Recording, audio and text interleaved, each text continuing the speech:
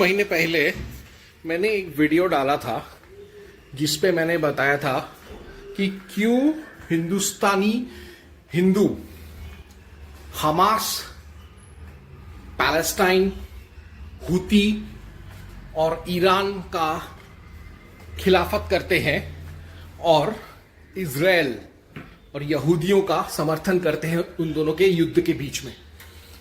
तो उस समय नाला सोपारा का मजलिस के कुछ कार्यकर्ताओं ने मुझे फोन करके बोला था कि मैं झूठ बोल रहा हूं, हमास, पैलेस्टाइन ये दरअसल हिंदुस्तान के मित्र हैं। तो अब मैं एक वीडियो दिखाऊंगा, लेकिन उससे पहले मैं बता दूं कि कुछ दिन पहले नीतीश राणे ने ही बताया कि महाराष्ट्र से एक हुती जिहादी को पकड़ा गया था जो हिंदुस्तान में एक मदरसे में छुपकर, एक मस्जिद में छुपकर जिहाद करने वाला था। खैर वो तो पकड़ा गया। अब मैं एक और वीडियो दिखाऊंगा जो प्रत्यक्ष प्रमाण देगा कि पैलेस्टाइन और हमास, अल फतह ये सारे पैलेस्टीनियन जिहादी भारत विरोधी हैं, हिंदुस्तान विरोधी हैं, हिंदू विरोधी हैं और किस तरीके से वह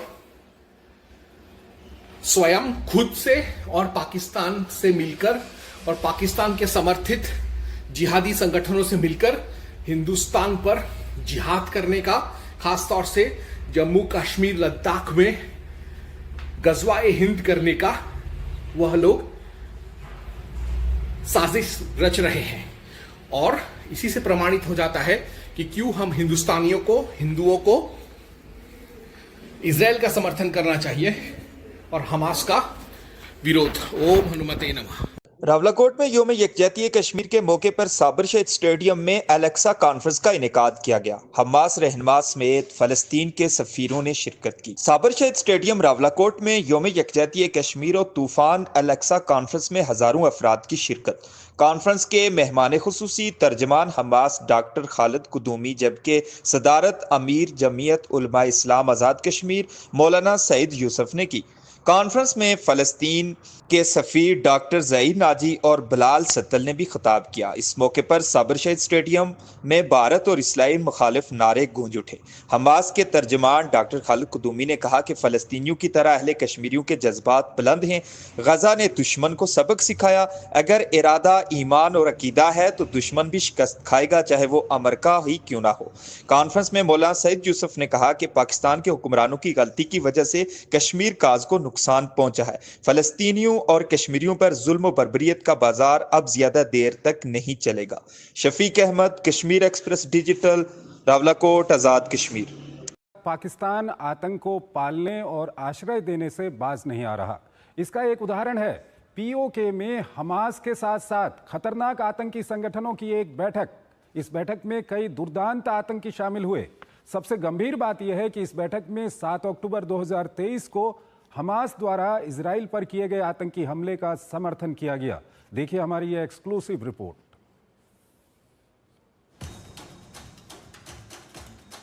दान पर पल रहा और दहशतगर्दी को पाल रहा पाकिस्तान आतंक की फसल को पानी देने से बाज नहीं आ रहा है। भारत के प्रहार ने पाकिस्तानी आतंक की रीढ़ की हड्डी पहले ही तोड़ दी है, फिर भी अपनी जहरीली फितरत से मजबूर पाकिस्तान आतंक का नया नेक्सस तैयार करने की साजिश रच रहा है।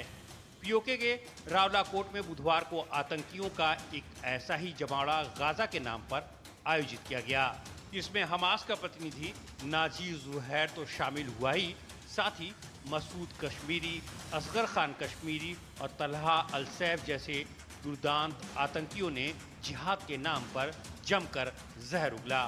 गौरतलब है कि गाजा के नाम पर बुलाई गई बैठक में 7 अक्टूबर 2023 को हमास द्वारा किए गए आतंकी हमले को जमकर ग्लैमराइज किया गया। सैकड़ों मासूमों की हत्या और कई सौ बेगुनाह शहरियों को बंधक बनाने वाली इस वारदात को तूफानुल अक्सा का नाम दिया गया। पाकिस्तानी सेना की सरपरस्ती में हुए आतंक के इस अधिवेशन ने एक बार फिर साबित कर दिया है कि आतंक को हथियार बनाने और निहत्थे नागरिकों के खून की होली खेले जाने को पाकिस्तान खुला समर्थन दे रहा है। जानकारों का मानना है कि अपनी आतंक प्रस्त नीति के तहत खतरनाक खेल खेल रहा पाकिस्तान पूरे दक्षिण एशिया को अस्थिरता की तरफ ढकेलने की साजिश में लगा है। इस क्षेत्र में हमास और उसके वैचारिक साथियों का पैर पसारना किसी खतरे की घंटी से कम नहीं है। चिंताजनक बात यह है कि पाकिस्तान इन्हें पनपने देने के लिए कोई कोर कसर नहीं छोड़ रहा है। Next story involves Hamas. Some of their officials ended up very far from home recently. They were spotted in Pakistan-occupied Kashmir. They'd been invited by two terrorist groups, Jaish-e-Mohammed and Lashkar-e-Toiba. The Hamas officials were apparently there as chief guests to observe what Pakistan calls Kashmir Solidarity Day. Now, obviously, this raises an alarm. Hamas orchestrated a terror attack on October 7, 2023. It set off the bloodbath in Gaza. Now, after a ceasefire is finally in place there, Hamas is popping up in POK. To what end? Why are the JEM and LET buttering up Hamas? And should India be concerned? Here's our report. Every year on February 5th, Pakistan celebrates Kashmir Solidarity Day. It's a national holiday there. A way for Pakistan's government and establishment to distract from their regular failures and instead flog a dead horse. To rile up public anger towards India and stem legitimate public grievances against Islamabad and Rawalpindi. But this gimmick hasn't been working very well over the last few years. People in Pakistan-occupied Kashmir and Pakistan proper have been protesting regularly. The cynical use of Kashmir has been less effective of late, so Pakistan's ruling class decided to up their game.